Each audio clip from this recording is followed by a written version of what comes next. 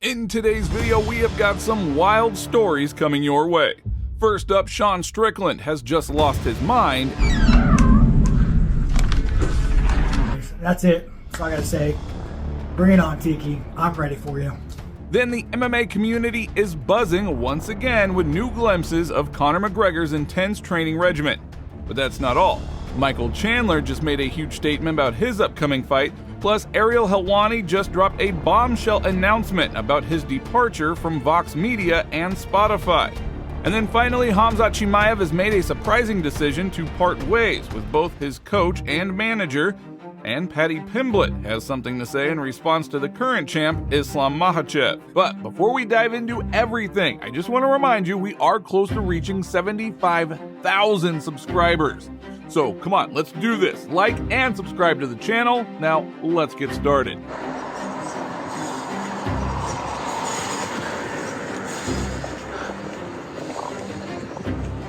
Now, the MMA community is abuzz once again with the latest glimpses of Conor McGregor's training regimen. Videos showcasing McGregor in peak physical form have reignited discussions about his potential return to the octagon. These training snippets have drawn mixed reactions, with some fans expressing renewed hope for his comeback, while others remain skeptical about his commitment to returning to competitive fighting. Comments like these reflect a segment of the fan base that is eager to see McGregor shift away from his controversial exploits outside of the ring and back to his former glory within it. The videos also highlight McGregor's sharpness and agility, with comments praising his form. Man looks sharp AF here, and better every day. Now, amidst the hopeful and critical voices, some fans and critics remain cynical, weary from the prolonged anticipation of McGregor's return. As the MMA community continues to dissect every detail of McGregor's training, the overarching sentiment is a mixture of anticipation and impatience. Whether McGregor can dispel the doubts and make a successful return is a question that only time will answer. But for now, his every move remains a topic of intense interest and debate.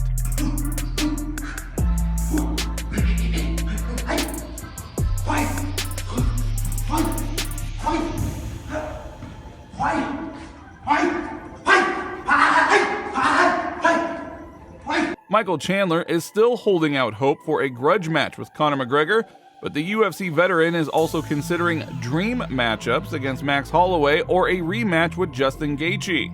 As Chandler weighs his options, he is eyeing potential bouts with current BMF title holder Max Holloway and his previous McGregor fight not come to fruition. Chandler expressed particular interest in a showdown with Holloway, believing that it would be a fan-favorite battle. Max Holloway is at the top of my list of fighters I'd love to share the octagon with, Chandler said in a recent interview. Justin Gaethje, our 2021 Fight of the Year, is another option, but me and Max would create some bloody, violent magic in the octagon. There were talks about it possibly happening at the Sphere, among other options, but Max rightfully wanted to pursue the featherweight title. Still, a fight between us to excite the fans. But who would you like to see Chandler face next? Go ahead and share your thoughts down in the comments below.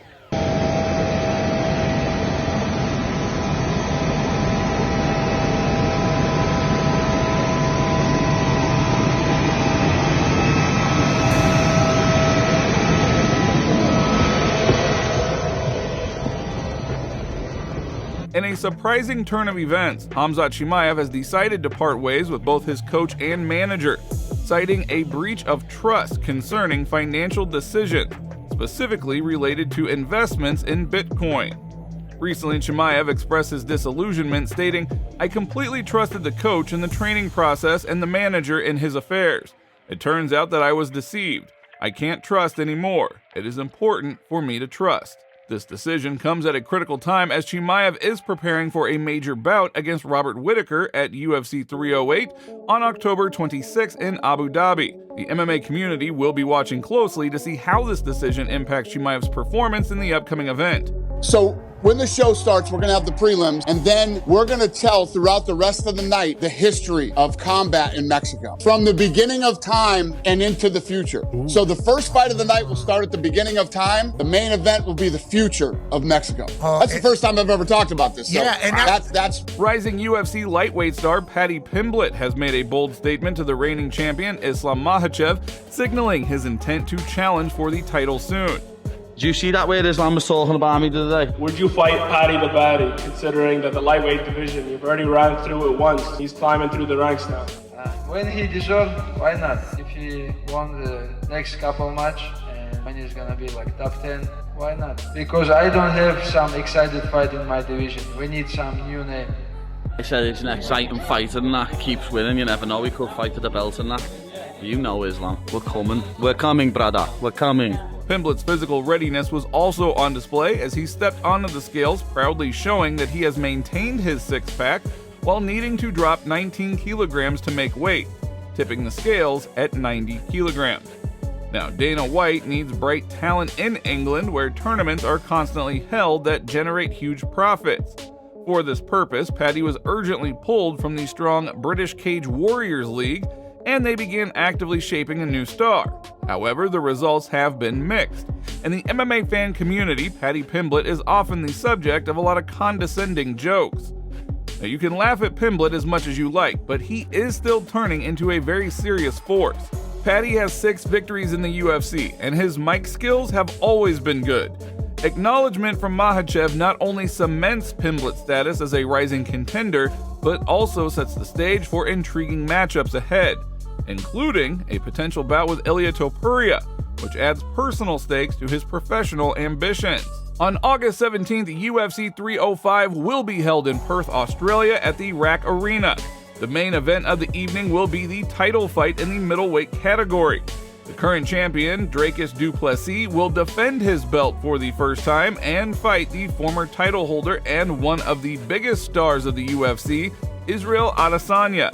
Now, there has already been a conflict between the fighters, and now the confrontation will be big for them both. Now, in the latest episode of his podcast, Robert Whittaker, who has faced both Israel Adesanya and du Plessis in the octagon, offered his prediction for their upcoming fight. Whittaker believes it will be a closely contested matchup as both fighters have a strong chance of securing the victory. Although hesitant to choose just one winner, Whittaker ultimately made his pick. If I had to make a pick, okay, I would say there's a 50% chance. This is my confidence here, okay? This is you sitting on the fence. Okay. Yeah, I'm sitting on the fence, but I mean it. It's 50. They're 50-50 odds. That's how much I think either one could sway, right? I think there's a 50% chance Izzy kind of keeps him at the end of his jab, utilizes that spacing, doesn't get his back put against the fence, defends some takedown, but ultimately wins by decision. Okay? And I also think there's a 50% chance Dricus does what he did to Strickland, pushes into that space, takes him down, wears him out, turns into a dogfight, doesn't get a finish, but drags it out to the point where he is still the remaining champion. Yeah. 50-50. My money's on those two results, kind of methods of winning. Can I be wrong? Yeah. Have I been wrong? More often than not. But that's where I sit. If I had to strike a wager, one of those are going to happen. Flip a coin. Oh, mate, I don't know. Yeah, you don't have to. I'm not pressuring you. Probably Dricus by decision. Probably. Okay. Ariel Helwani made a surprise announcement revealing his departure from Vox Media and Spotify. Hey everyone, it's Ariel. I'm still actually in Europe, as you could probably tell or not. I'll be here for a little bit, but I did want to come on here and update everyone on some stuff going on with my career. A couple months ago, I mentioned that the majority of my contracts are coming to an end on August 15th. August 15th is right around the corner, and so I thought it would be good to update everyone. And so, this has been an incredible 3-year stretch post ESPN. I got to do a lot of cool things with a lot of great people. And in particular, my contracts with both Vox Media and Spotify came to an end or are coming to an end on August 15th. And after many months of contemplating and dissecting and thinking about what the next move should be, I've decided to move on from both companies. Like I said, it's been an unbelievable 3 years. I honestly couldn't have I couldn't have dreamt of a better scenario post ESPN than this, working for two incredible companies filled with incredible people. And so I'll start with Vox. Obviously, my history with them is a lot longer than with Spotify's. And when I came back, it just felt like being home again. It felt like a warm blanket, with a lot of the same people, the same studio, the same control room, the same office, and it was just so great to meet. For now, though, thank you all so much for the support. Thank you to the fans. Thank you for having my back. Thank you for sticking with me. Thank you for following me. Thank you for the words of encouragement. Thank you for the support. Thank you for lifting me when I feel down, when I doubt myself. Thank you for consuming and for being there time and again. And most importantly, thank you to the fighters. Without them, I don't have a life, I don't have a job, I don't have a career, I have nothing. They continue to show up for us, for you. They continue to give us their time. They continue to inspire us. It is an unbelievable career in life that I have because of them, and I will never forget that or take that for granted. So thank you to them, and I hope that they will stick around with us for a little while longer. For now, though, enjoy the rest of your summers. I'll still be around here and there, and then you'll see me pop up with the future plans announcements, so to speak. But here we are, saying goodbye 3 years after we said hello and welcome back. It's time to move on, and I move on with a very, very full heart. I move on with happiness. I move on with a soul full of joy and accomplishment, and very eager to take this next step. Much love to you all. Thank you so much. Be well. I'll talk to you soon. And again, thank you to Vox, to Spotify, to the fans, to my friends, to my coworkers, to my colleagues, and most importantly, the fighters. I'll see you soon. Sean Strickland has just lost his mind. His recent actions have fans laughing. In this video, Strickland flashes back to his childhood, playing hide and seek with a gun and his girlfriend. So, lights are off. The attacker, me, I get a flashlight, you get nothing. You can be anywhere in the house. No, downstairs. The lights are off. You ready?